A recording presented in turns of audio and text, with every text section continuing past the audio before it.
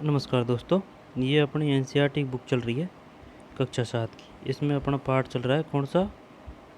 अभी एक मिनट देखें। संचार, ये पाठ चल रहा है अपना।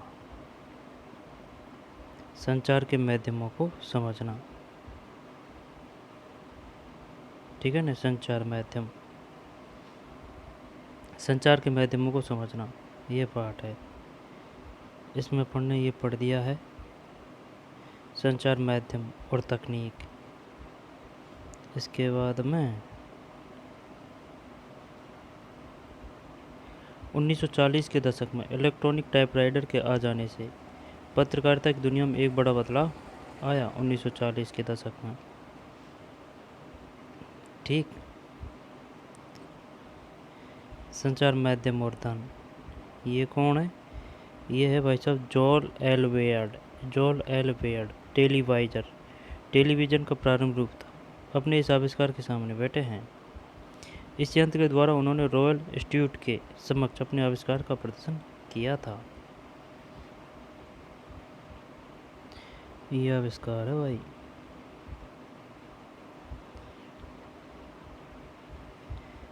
फिर ये टीवी है ना, उनका वो है कैफे।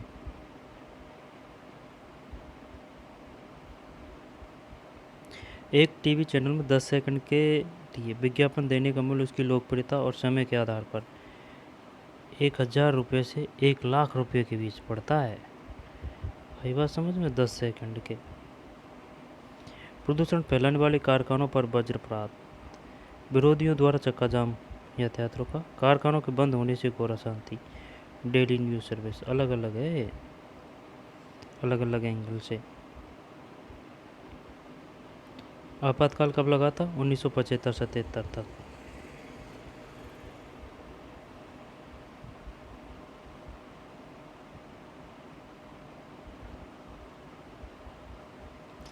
मसौदा तय किया जाना। अब यहाँ से शुरू करते हैं। किन घटनाओं पर ध्यान केंद्रित किया जाए?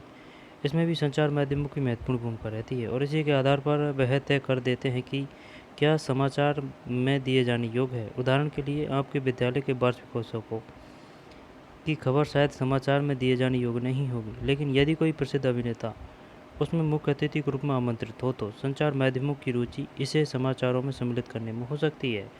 कुछ खास विषयों पर ध्यान केंद्रित करके संचार माध्यम हमारे विचारों, भावनाओं और कार्यों को प्रभावित करते हैं और हमारा ध्यान उन मुद्दों की ओर आकर्षित करते हैं। हमारे जीवन पर महत्वपूर्ण प्रभाव डालने और हमारे विचारों को निर्मित करने में मुख्य भूमिका होने के कारण ही प्राय यह कहा जाता है कि संचार माध्यम ही हमारा मसौदा या एजेंडा तय करते हैं, ठीक। अभी हाल ही में संचार माध्यमों ने कोला पेयों में कीटनाशकों का स्तर खतरे के स्तर तक बढ़े हुए होने की ओर हमारा ध्यान आकर्षित किया था। उन्होंने कीटनाशकों के अत्यधिक मात्रा में होने की रिपोर्ट प्रकाशित की थी और इस तरह हमें कोला पेयों को अंतर्राष्ट्रीय गुणवत्ता व सुरक्षा मापदंडों के अनुसार नियमित रूप से नियंत्रित करने की आवश्यकता महसूस कराई। उन्होंने सरकार के दबाव के बावजूद निडरतापूर्वक घोषणा की कि कोला पीना सुरक्षित नहीं है। किसने? दोबारा से एक मिनट। अभी हाल ही में संचार माध्यमों ने कोला पेयों में कीटनाशकों का स्तर खतरे के स्तर तक बढ़े हुए होने की ओर हमारा ध्यान आकर्षित किया। उन्होंने कीटनाशकों की अत्यधिक मात्रा में होने की रिपोर्ट प्रकाशित की थी। इस तरह हमें कोला पेयों को अंतर्राष्ट्रीय गुणवत्ता व सुरक्षा मापदंडों के अनुसार नियमित रूप से नियंत्रित करने की आवश्यकता महसूस कराई। उन्होंने सरकार के दबाव के बावजूद निडरतापूर्वक घोषणा की कि कोला पीना, कोका कोला तो नहीं है ये, वही है, कोला पीना सुरक्षित नहीं है। कोला यहाँ पर कुछ और होगा, ये पेप्सी तो नहीं है, कोका कोला। इस वृत्तांत को पेश करने करके संचार माध्यमों ने निश्चित रूप से हमारा ध्यान ऐसे विषय पर केंद्रित करने की कोशिश की जिस पर यदि उनकी रिपोर्ट न आती तो हमारा ध्यान भी न जाता। संचार माध्यम में फैशन शो बहुत लोकप्रिय हुए हैं। फैशन शो है।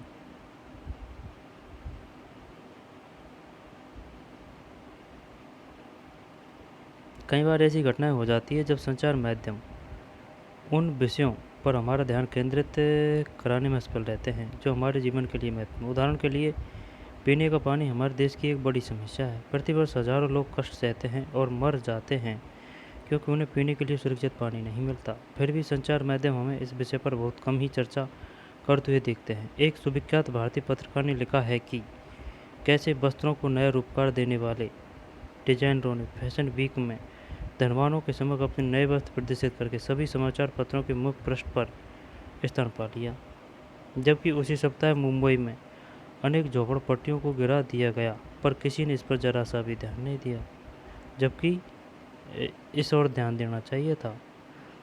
ये क्या है कि पब्लिक जिधर जाती है ना इधर ही मीडिया जाता है। संचार माध्यम फैशन शो बहुत लोकप्रिय हैं। संचार माध्यमों द्वारा एजेंडा तय करते हुए झोपड़पट्टियों के स्थान पर फैशन वीक की खबर देने से क्या नतीजा निकलता है?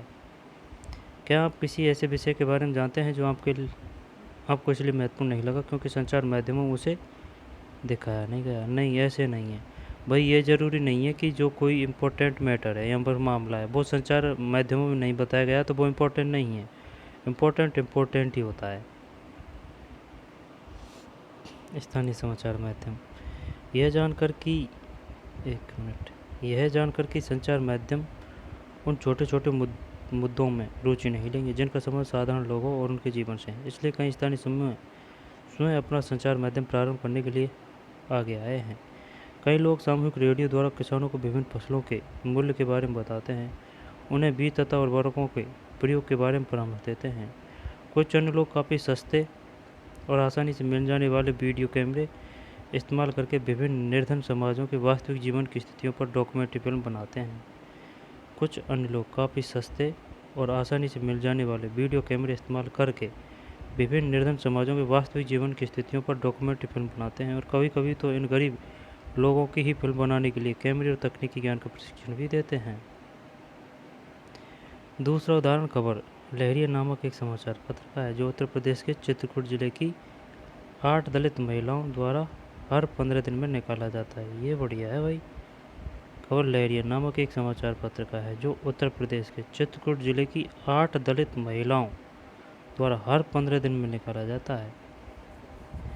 स्थानीय बुंदेली भाषा में लिखित इस 8 पृष्ठ के समाचार पत्र में दलितों से संबंधित विषयों, स्त्रियों के प्रति हिंसा, राजनीतिक भ्रष्टाचार से संबंधित रिपोर्ट होती है। इस समाचार पत्र के पाठक किसान, दुकानदार, पंचायत के सदस्य, स्कूल के शिक्षक और वे महिलाएं जिन्होंने अभी हाल में पढ़ने लिखा। ये बेस्ट है भाई। ठीक।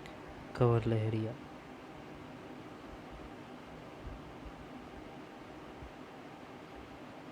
आदिवासी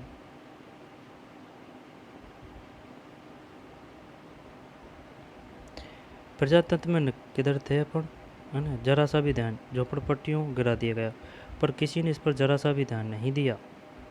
प्रजातंत्र के नागरिक के रूप में हमारे जीवन में संचार माध्यम बहुत महत्वपूर्ण भूमिका निभाते हैं क्योंकि संचार माध्यमों के द्वारा ही हम सरकार के कामों से संबंधित विषयों के बारे में सोचते हैं। संचार माध्यम निश्चित करते हैं कि किन बातों पर ध्यान केंद्रित किया जाना है और इस तरह वह एजेंडा निश्चित कर देते हैं। यदि कभी सरकार चाहे तो संचार माध्यम को किसी घटना की खबर छापने से रोक सकती है। यदि सरकार चाहे तो। आई बात समझ में? सरकार चाहे तो।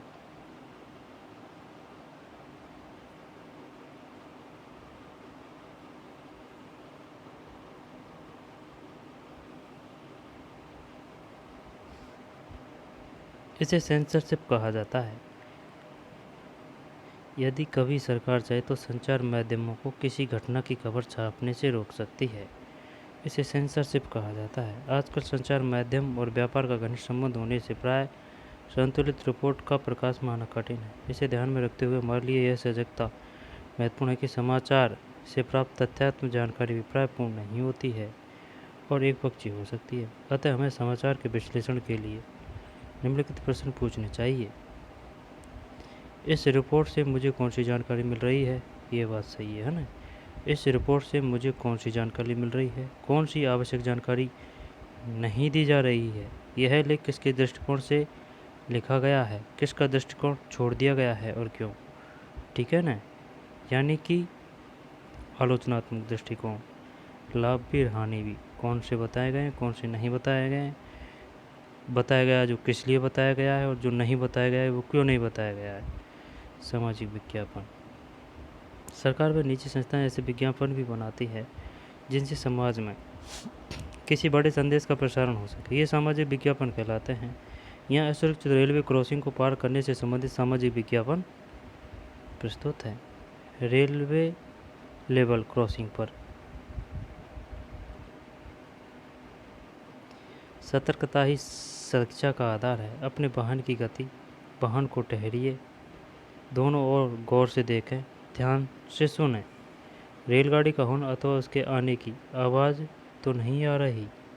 सुनिश्चित करें कोई रेलगाड़ी अथवा ट्रॉली तो नहीं आ रही। सुरक्षा हेल्पलाइन नंबर 182। रेल यात्री शिकायत हेल्पलाइन नंबर 138। रेल यात्री शिकायत हेल्पलाइन नंबर 138 है भाई, ध्यान रखना। और सुरक्षा हेल्पलाइन नंबर 182। क्रॉसिंग से पहले स्पीड ब्रेकर से पूर्व ही गति धीमी कर दें। संकेत बोर्ड से पहले ही रोक दें। दोनों ओर गौर से सुनिश्चित करें कोई रेलगाड़ी अथवा ट्रॉली तो नहीं आ रही है। मानव रहित रेलवे क्रॉसिंग को लापरवाही से पार करना भारतीय रेल अधिनियम 1989 धारा 161 के अंतर्गत दंडनीय अपराध है। सही बात है। उत्तर रेलवे ग्राहकों की सेवा में मुस्कान के साथ। ये पार्ट था भाई, है ना। तो क्वेश्चन आंसर है, प्रजातंत्र में संचार माध्यम किस प्रकार महत्वपूर्ण भूमिका निभाते हैं। क्या आप इस रेखा चित्र को एक शीर्षक दे सकते हैं। इस रेखा चित्र से आप संचार माध्यम और बड़े व्यापार के परस्पर संबंध के बारे में क्या समझ पा रहे हैं। आप पढ़ चुके हैं कि संचार माध्यम किस प्रकार एजेंडा बनाते हैं, इनका प्रजातंत्र में क्या प्रभाव पड़ता है। अपने विचारों के पक्ष में 2 उदाहरण दीजिए। आप पढ़ चुके हैं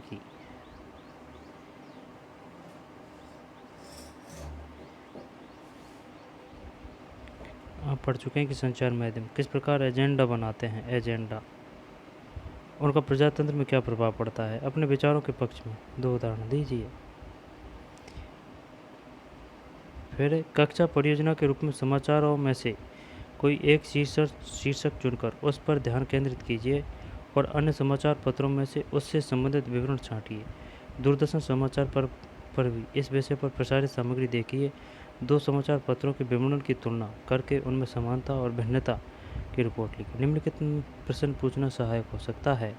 इस लेख में क्या जानकारी दी जा रही है, कौन सी जानकारी इसमें छोड़ दी गई है, यह लेख किसके दृष्टिकोण को ध्यान में रखकर लिखा गया है, किसके दृष्टिकोण को छोड़ दिया गया है और क्यों छोड़ दिया गया है।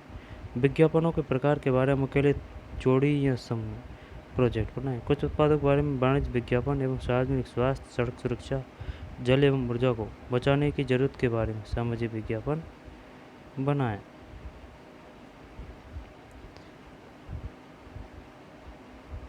बड़े व्यापारिक प्रस्तर। कुछ रेडियो टीवी समाचार पत्र के मालिक हैं।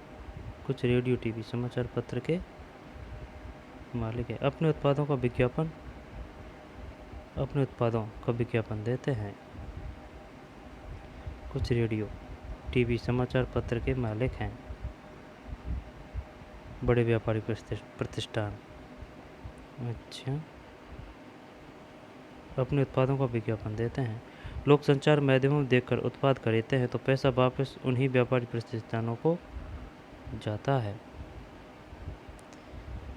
विज्ञापनों से उत्पादों को बढ़ावा देता है पाठक, दर्शक, श्रोता।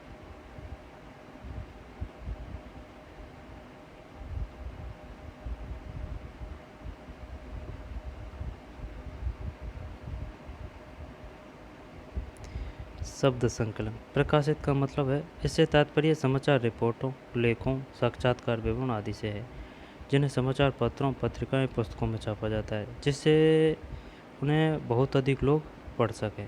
प्रकाशित का मतलब यह है। सेंसरशिप, इसका तात्पर्य सरकार की उस शक्ति या अधिकार से है जिसके अंतर्गत सरकार कुछ विवरण प्रकाशित करने या प्रदर्शित करने पर रोक लगा सकती है। प्रसारण, इस पाठ में इस शब्द का प्रयोग टीवी अथवा रेडियो के कार्यक्रम के संबंध में हुआ है जिनको बहुत बड़े क्षेत्र में प्रसिद्ध किया जाता है। सार्वजनिक विरोध। इसमें विशाल संख्या में लोग एकजुट होकर किसी विषय पर खुले रूप में अपना विरोध प्रकट करते हैं। यह प्राय रैली आयोजन, हस्ताक्षर अभियान तथा सड़कों को अवरुद्ध करके लिखा जाता है। सार्वजनिक विरोध।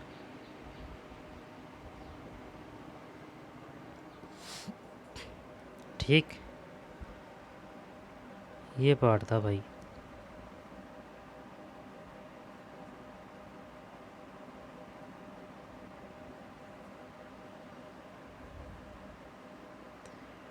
कोई दिक्कत? प्रकाशित, सेंसरशिप, प्रसारण, सार्वजनिक विरोध।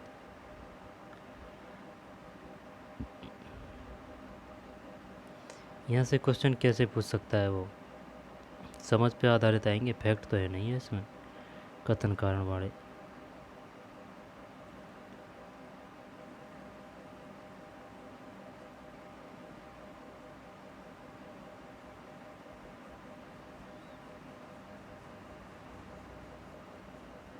डाउन टू अर्थ।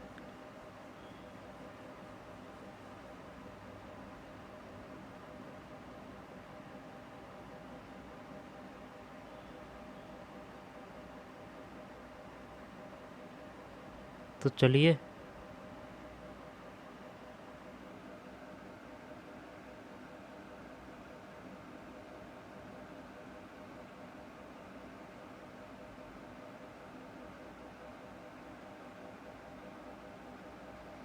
मिलते हैं नए वीडियो में। टेलीवाइजर 1940 दशक में इलेक्ट्रॉनिक टाइपराइटर।